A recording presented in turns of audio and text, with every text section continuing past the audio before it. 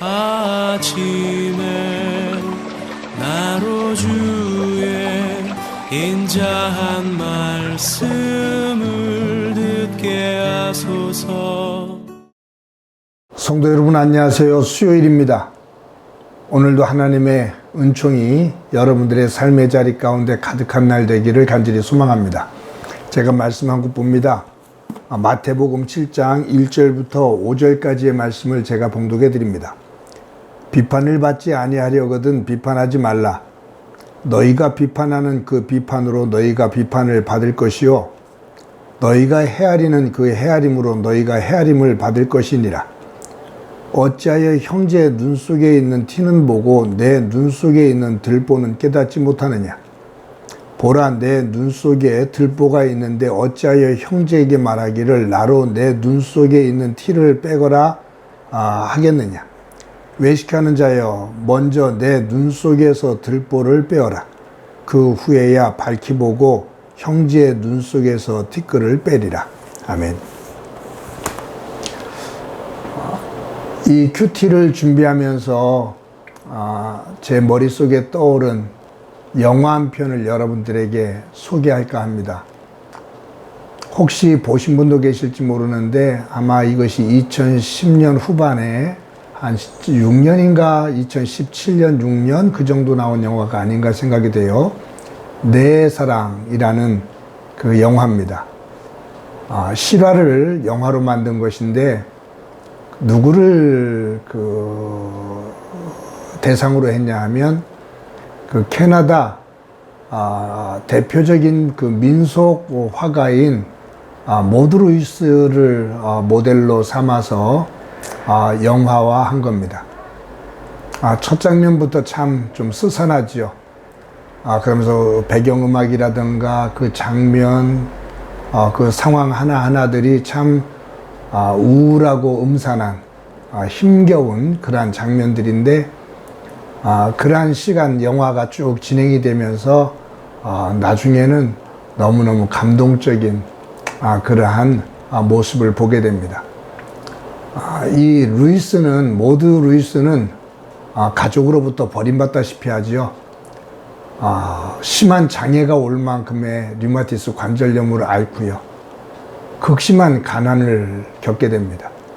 무식하고 폭력적인 남편, 그리고 정말로 학구방 같은 조그만 집에서 생활을 하는데 그런 가운데에서도 그는 화사한 물감을 사용해서 물감을 가지고 화사한 그림들을 그립니다.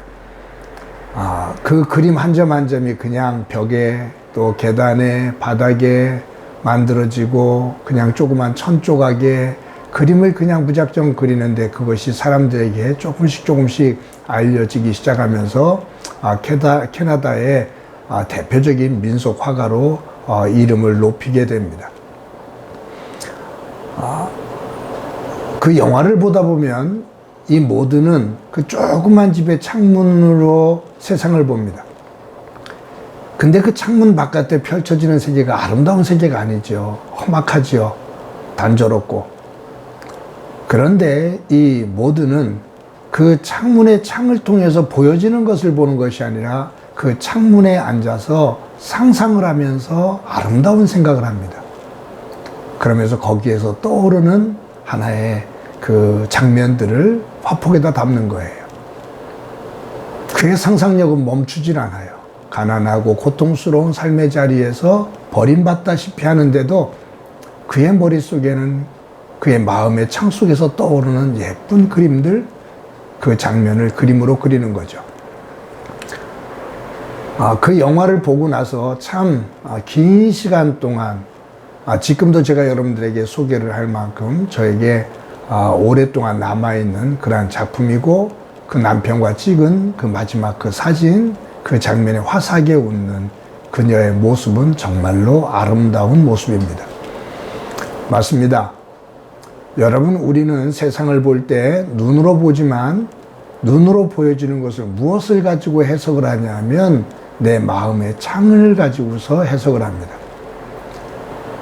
그래서 부유하고 넉넉한 삶을 사는 사람도 마음의 창이 불평과 비난, 비판의 마음의 창을 가지고 있으면 아무리 넉넉해도 말마다 감정 표현하는 것들이 항상 비판적이고 불평하게 되죠.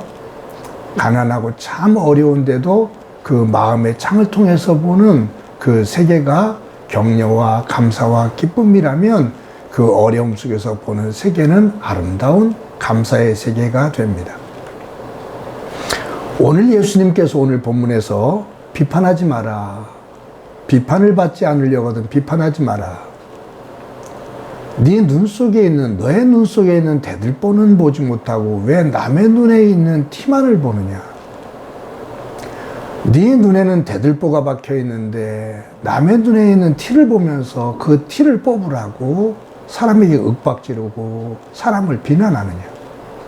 제대로 보려면 네 눈에 있는 대들보를 먼저 빼라.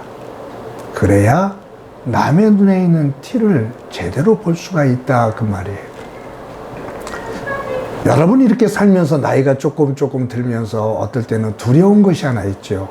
그것이 뭐냐 하면 내가 생각하고 내가 아는 것이 다가 아니라는 것. 아니, 다가 아니는 것이 아니라 정말로 알고 있다라는 것, 내가 느끼는 것, 그것이 전체 가운데 보이지 않을 만큼의 일부분이 될 때가 있다라는 것.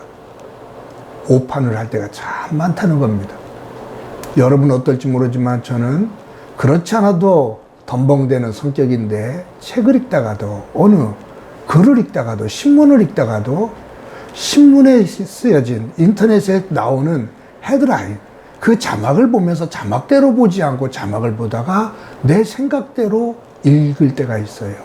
내가 생각하고 있는 대로 볼 때가 있어요. 그러다 보면 내가 잘못 읽었네?